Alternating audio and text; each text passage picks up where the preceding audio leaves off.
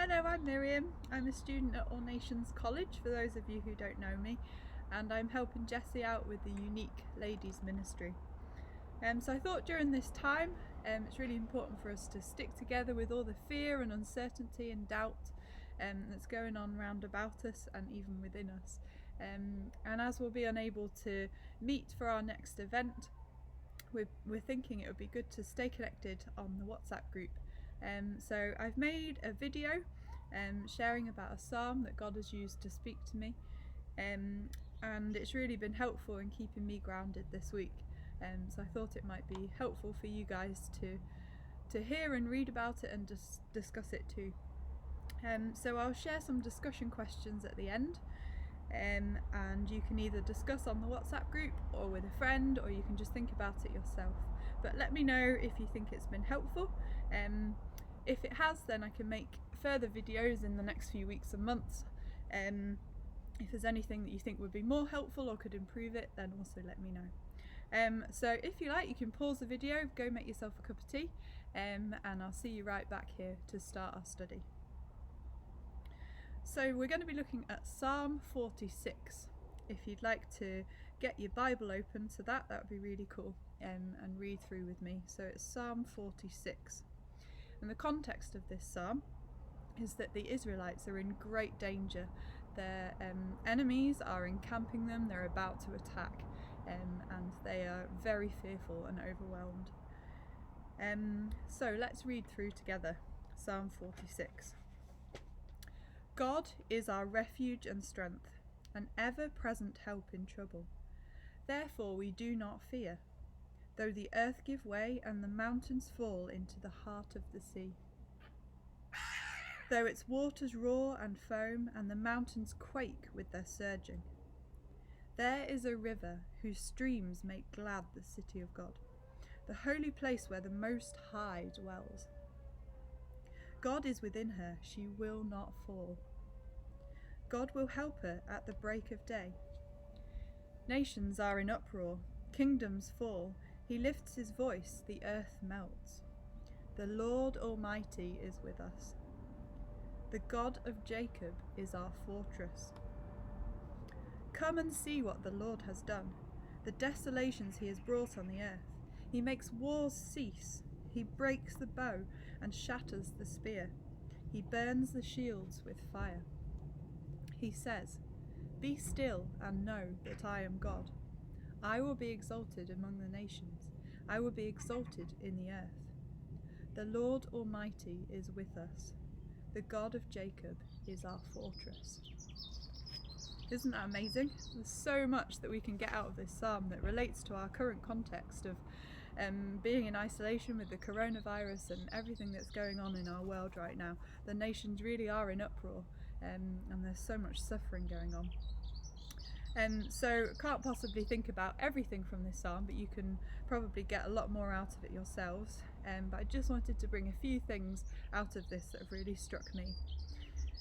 So first of all, verse 1 starts with, God is our refuge and strength. You'd think at this time the Israelites would be crying out to God, saying, God, help us, strike down our enemies, all of these things. But actually they're not starting with their problems. They're starting with God and who God is to them. They're starting with his character, and the focus is God. Also, through the psalm, which is 11 verses, God is mentioned by various different titles 11 times. So he's central to this psalm. He's very much the focus of the psalm. He's the focus even in their troubles and their strife. Secondly, we see in verse 1 that he is ever present, that he's the ever present help. He's always with the Israelites, and he's always with us. He's closer than anyone else, which is probably quite easy at this time when we're self-isolating. But he's even closer to us than we are to ourselves. He knows us better than we know ourselves, which is quite scary, but also a great comfort. And verse 7 talks about the Lord Almighty being with us. He's the powerful, sovereign God. And we revere him.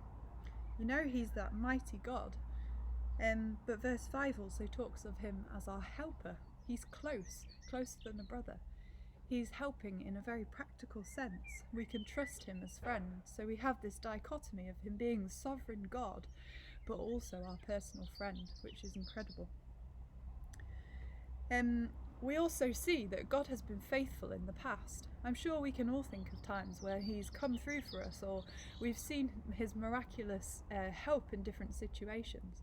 And that's what verse 8 talks about, when it says, "Come and see what the Lord has done."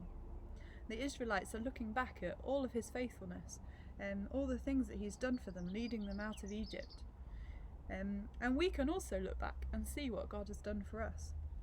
And I wonder, at the end of all of this coronavirus crisis, whether we will look back and see his faithfulness. Well, I know we will, but I wonder what he'll have taught us. I wonder if we'll have grown in depth of our faith. I wonder what the global church will have learnt and grown in depth with. I believe God is at work. We need to see the positive things that he's teaching us through all of this. Also, during this time, you'd think that the Israelites would be despairing, that they would be completely overwhelmed by everything going on about them. And yet God tells them to be still. In verse 10, he says, "Be still and know that I am God, and I will be exalted." What a command at that time. But they still need to know, they need to be still in order to know who God is.